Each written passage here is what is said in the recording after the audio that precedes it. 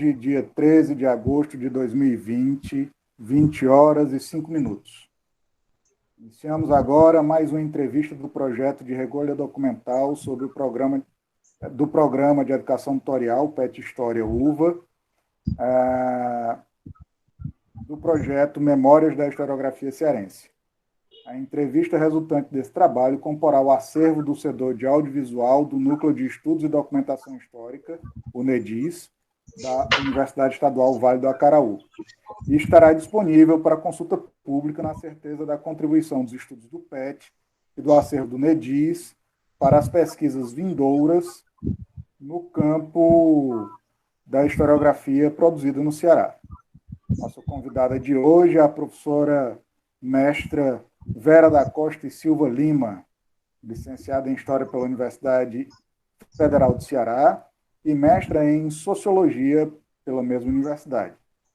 Vera da Costa e Silva Lima é, desde 2003, professora efetiva no curso de História da Faculdade de Filosofia Dom Aureliano Matos, a FAFIDAM, unidade da Universidade Estadual do Ceará, fixada em Limoeiro do Norte. Tem experiência na área de História, com ênfase em História e atuação em Sociologia. As pesquisas estão vinculadas a temas como relacionamento na internet, gênero e sexualidade, relações e sujeitos LGBT. Professora Vera, muito obrigado pela sua atenção e disponibilidade. Muito obrigado por estar conosco. Seja bem-vinda. A palavra é sua. Boa noite a todos, a todas, né? Primeiro, eu gostaria, obviamente, de agradecer pelo convite. Na verdade, eu fui professora da UVA nos anos 90, professora efetiva do curso de História da UVA.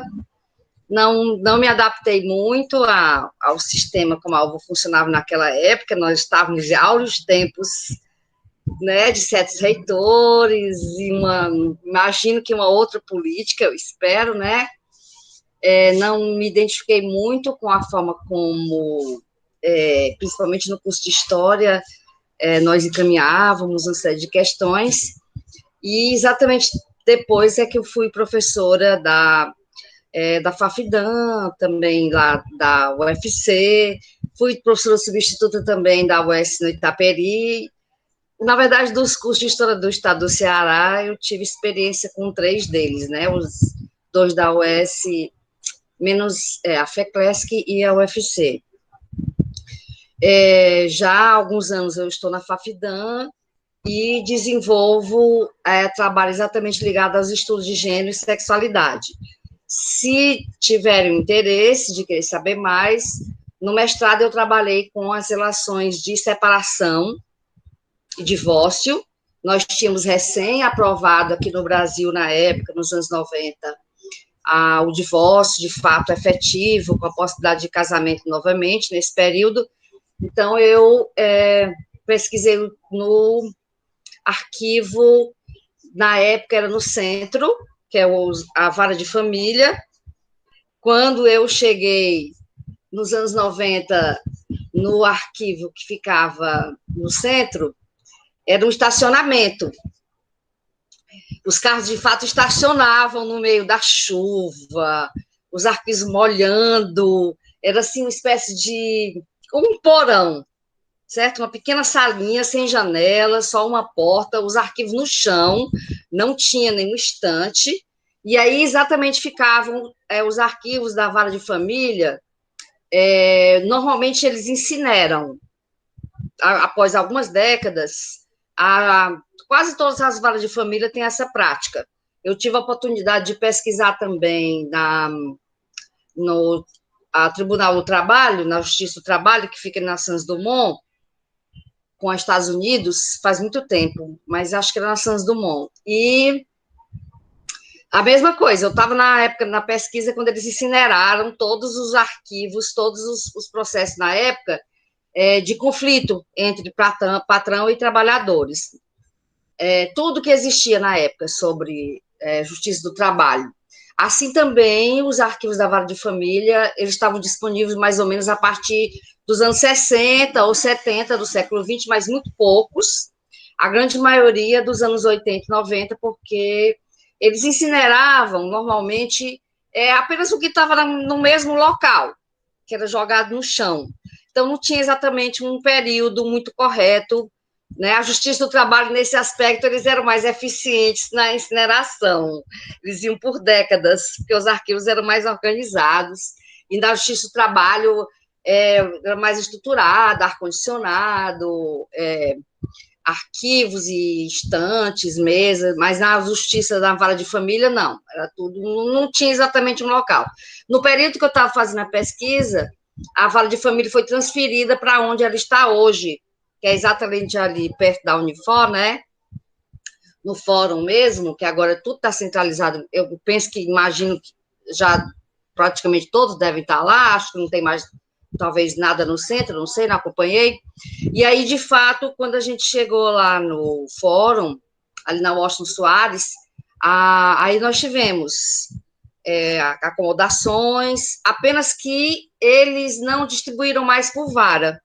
Todos os arquivos ficavam também no estacionamento, também era no subsolo, escolheram mais ou menos a mesma posição geográfica, mas, de fato, havia uma sala muito grande, praticamente um galpão, com arquivos de todas as espécies, tanto arquivos crime, como vara de família, todo tipo de processo que você pudesse imaginar.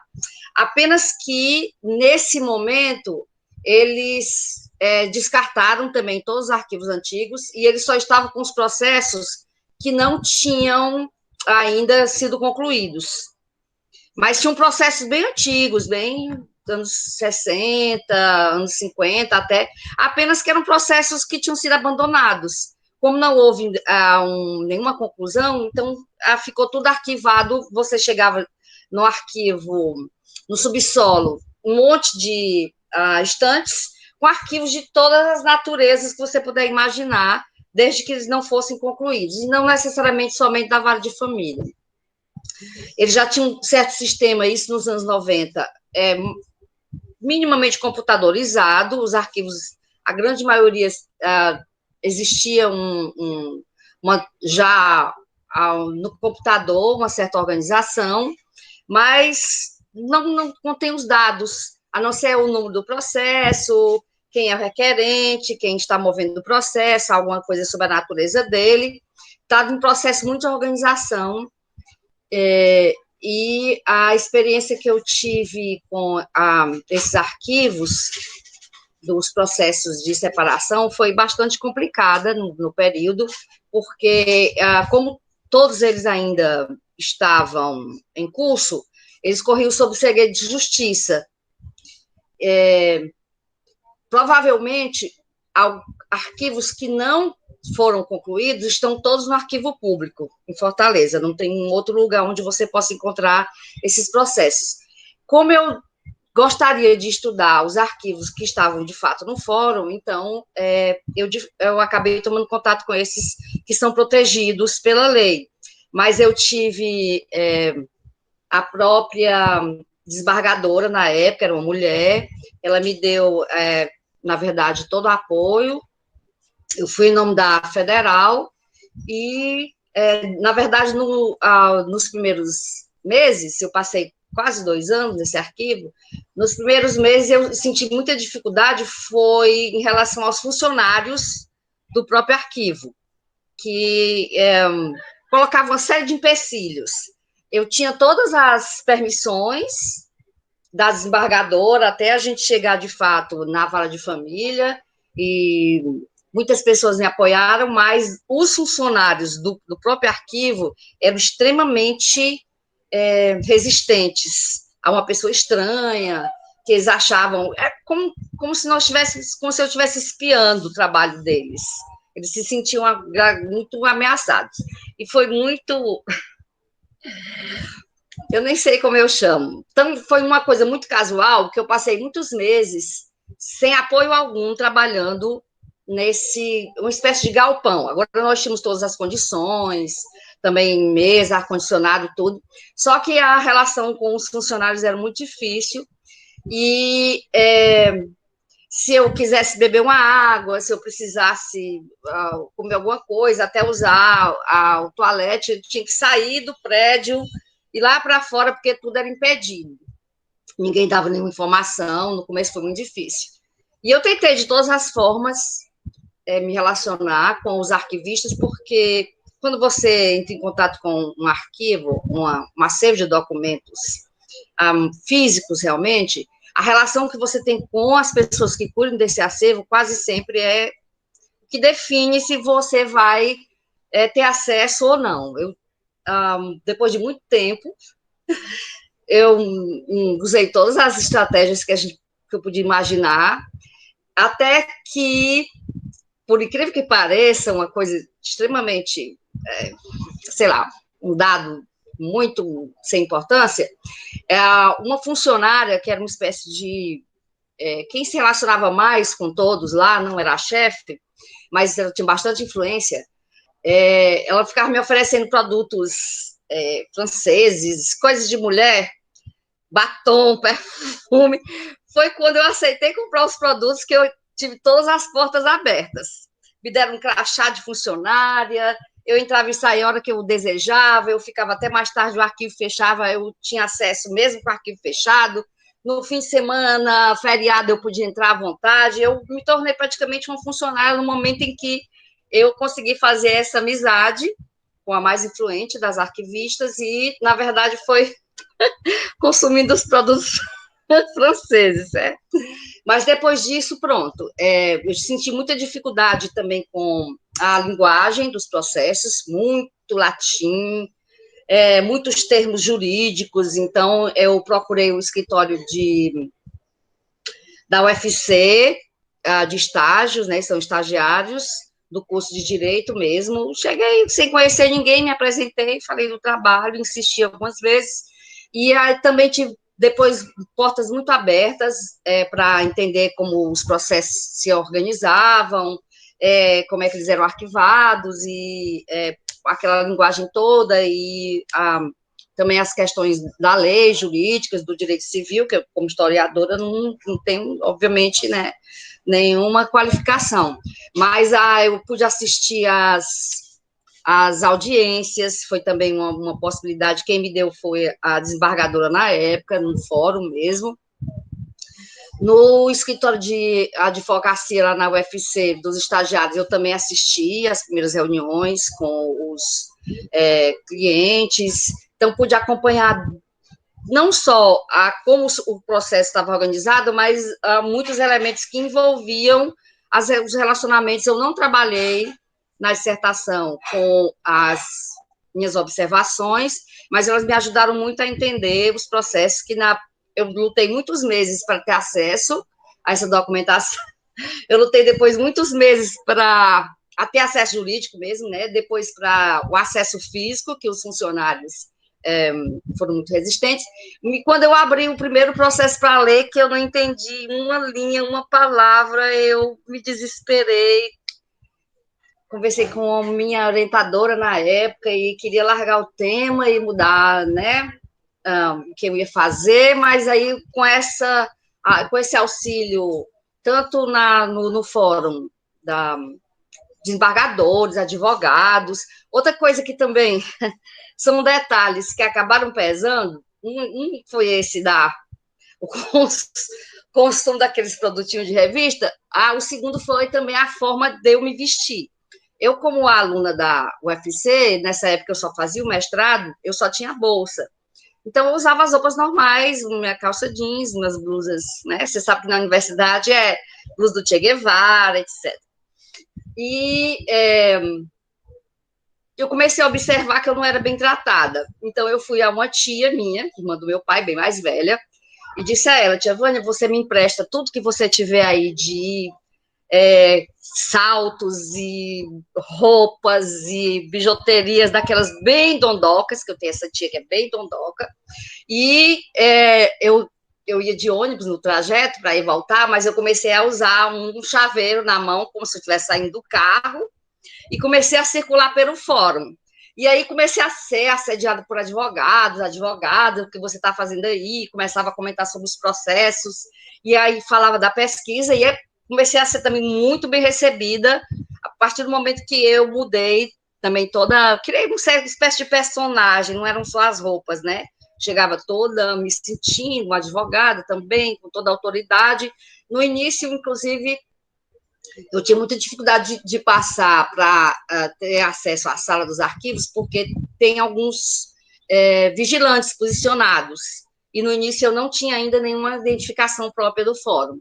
Mas depois que eu também mudei toda a postura, então até os vigilantes abriu as portas e me ofereciam uma água e um cafezinho, e aí eu tive acesso a, como eu disse, várias audiências, também os processos que nem estavam arquivados, estavam em andamento, eu também tive acesso para poder perceber, antes deles serem arquivados, como é que o processo corria também, né, pelas diferentes instâncias, e como eles eram organizados, e como é que as petições eram feitas, e a documentação toda, para eu poder também acompanhar o dia a dia da organização daqueles arquivos.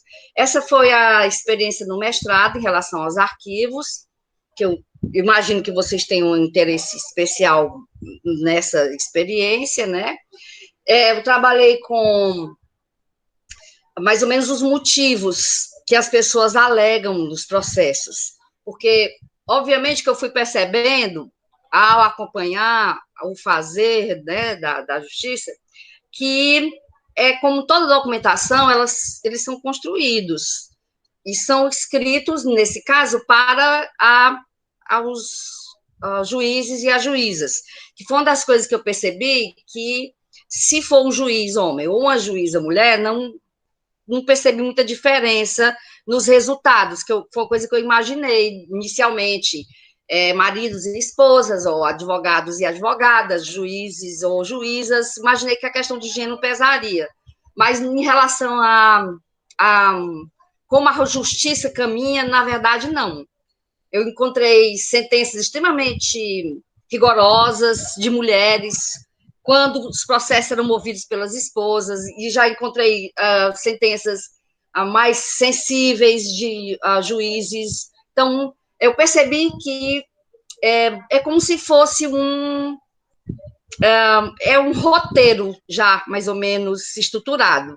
O casal normalmente chega o marido ou a esposa diante do advogado ou advogada e explica a situação. Normalmente já estão separados, o conflito já aconteceu quando eles chegam anos depois. A pensão de alimentos, a guarda dos filhos, a divisão dos bens, são as questões que estão mais em disputa. O relacionamento já aconteceu há muitos anos. E aí conta uma história, então o advogado, a advogada, normalmente pergunta, bom, então vamos descobrir um pouco do seu casamento. Se for o esposo, se for o homem que está sendo o réu, o acusado, eu trabalhei com processos somente litigiosos, eu queria o litígio, eu queria o conflito. Tinham muitos processos consensuais, mas eles não eram tão explícitos quanto às questões do que eles discordavam, né? Então, não me interessei. Foi uma das primeiras triagens que eu fiz foi essa. Eu li tanto consensuais como litigiosos e percebi que os litigiosos, entre aspas, eram melhores para a história, eram mais instigantes. Então, quando chega no caso do litígio, aí o advogado, a advogada perguntar, bom, você já se separou do seu marido, supondo que seja uma esposa, ex-esposa. E ele bebia quando vocês estavam casados? Aí ela vai dizer, bom, às vezes, fim de semana, bom, então, alcoólatra, vamos procurar, você tem testemunhas que possam atestar que ele era alcoólatra realmente, que ele bebia praticamente todos os dias? Você tem provas de que porque ele bebia, ele gastava todo o dinheiro, porque a questão muito em relação ao homem era o alcoolismo, e se ele era provedor. Muitos casos, às vezes eram explícitos também nos processos. Bom, o casamento, a pessoa narrava, o casamento estava muito bom, eu tinha, por exemplo, um excelente marido, nenhum problema, inclusive ele tinha amantes. Mas a grande questão foi quando ele encontrou uma amante que que por conta disso ele deixou de pagar as contas. Aí o casamento começou a ter problema. Não necessariamente a relação do casal foi assim, mas são os argumentos que os advogados e advogadas construíam nos processos, que são os argumentos às quais a justiça é sensível. Se você chegar adiante, pelo menos nos processos que eu acompanhei, se você chegasse diante de um juiz ou do juiz e dizendo, meu casamento acabou porque não havia mais amor e nosso relacionamento já tinha traições, aí, bom, mas isso é comum. Agora, ele começou a beber muito, começou a não pagar as contas, foi morar com outra mulher. No caso das esposas, dificilmente eu encontrei, no caso das mulheres serem rés, né? Dificilmente eu encontrei, por exemplo, argumentos de que ela bebesse em relação ao alcoolismo. Muito pouco, sempre é mais só dirigido aos homens. As mulheres, os dois argumentos mais fortes, mais presentes, o papel de esposa e mãe, não fazer comida. Ela era muito boa esposa, mas principalmente ela começou a trabalhar fora, ou ela encontrou algumas amizades, ou ela começou a estudar, encontrei muitos argumentos assim, e ela começou a ficar fora de casa. E por conta disso, ela não cuidava mais das coisas que eram para cuidar, da comida, da casa, dos filhos. Em alguns casos, nem era tão forte, sim, o argumento das mulheres encontrando amantes. Mas só uma suposição que eu posso fazer, que não é que não fosse um argumento forte a traição feminina, mas talvez ele não tenha sido tão usado pelos maridos no sentido de mostrarem que foram traídos. Foi uma coisa que eu não encontrei diretamente nos processos, o porquê, mas, de fato, era um argumento menos forte utilizado. Agora, claro, quando a traição feminina era mencionada, sempre era com tom de horror.